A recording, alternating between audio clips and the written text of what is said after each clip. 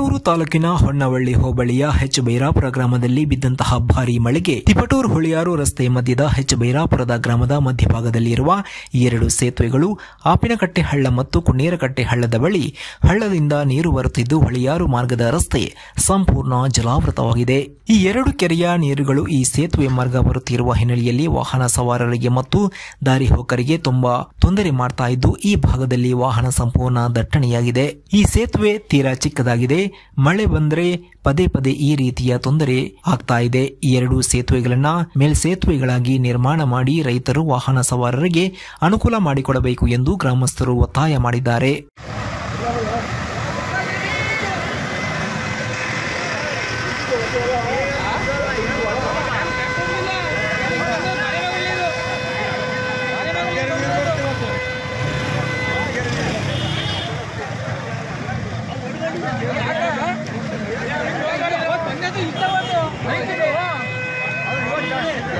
ಚೆನ್ನಾಗಿ